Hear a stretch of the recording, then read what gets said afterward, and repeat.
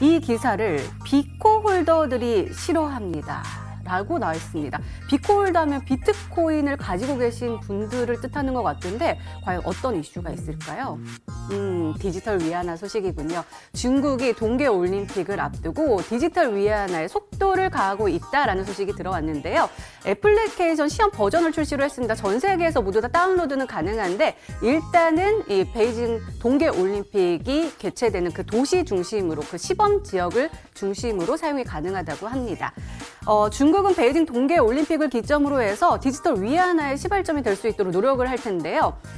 일단은 외국인 선수단들에게 이 디지털 위안화를 사용하는 것을 적극적으로 권장할 예정이고 그러면서 세계 최초로 상용화했다라는 것을 대대적으로 선전할 것으로 보여집니다.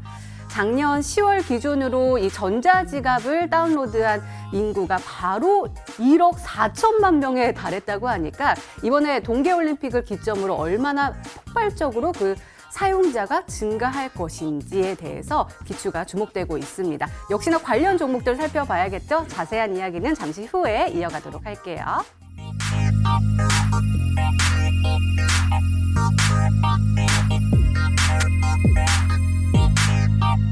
이재상 위원님, 네. 그러게요. 오늘 네. 진짜 많은 분들께서 우리 주식, 증권 쪽에서도 슬퍼하시고 가상화폐 쪽에서도 많이들 슬퍼하셨어요. 바로 네. 이 CBDC가 드디어 이제 어떤 모습, 윤곽이 진짜로 딱 네. 나타나기 때문으로 풀이가 되고 있는데요.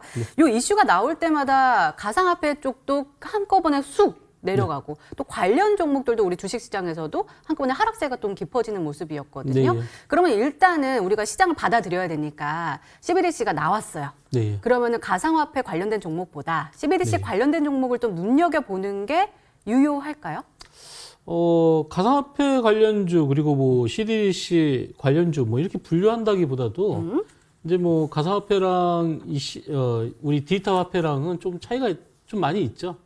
일단은 이 지금 중국에서 이 디지털 화폐를 지금 발행하는 거는 아무래도 이 G2의 패권 싸움이라고 볼 수 있죠. 미국과 중국이 아무래도 이런 그 뭐라 할까요? 이 화폐에 대해서 우리가 긴축 통화를 사용할 때 되게 이제 달러를 사용하는데 이거를 이제 중국에서 패권을 가져오려면 위안화 쪽으로 돌려야 되는데 위안화를 디지털 화폐 함으로써 아무래도 대중적으로 훨씬 더 접근이 가능하게끔 하는 그런 과정이다. 이렇게 볼 수 있고요.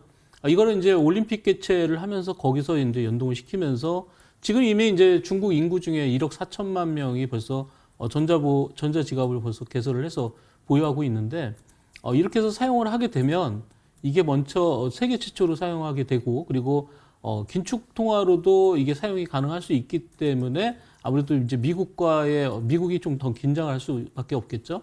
그리고 미국과 중국이 무역 전쟁을 하면서 거기서 뭐 미국의 판정승처럼 끝났지만 지금 아직까지도 진행되고 있는 과정이겠죠. 근데 그 과정에서 봤을 때 중국이 이제 밀리지 않으려고 하는 그런 여러 가지 대안 중에 하나가 이런 화폐적인 화폐 싸움이라고 할 수도 있겠죠.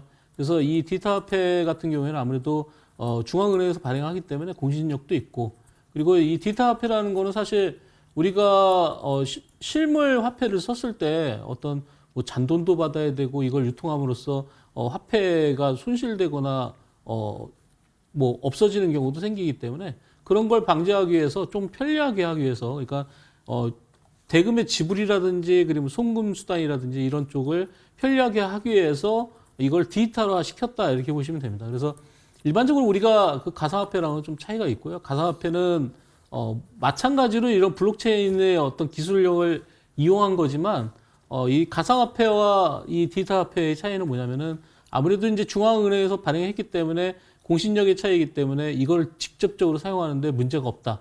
근데 이제 지금 우리가 유통되고 있는 이런 가상화폐들 비트코인이라든지 이더리움은 시세 변동성이 있기 때문에 이거 송금 수단으로 이용하기가 좀 아직까지는 어렵다는 거죠. 그래서 뭐 리플 같은 그런 가상화폐는 원래 긴축 통화로 이용하거나 아니면 송금 수단으로 이용하기 위해서 만들었지만 실제로는 사용을 못하는 이유가 뭐 예를 들어서 지금 100달러를 보냈는데 뭐 받는 쪽에서 시세 변동에 의해서 뭐 90달러로 변동했다.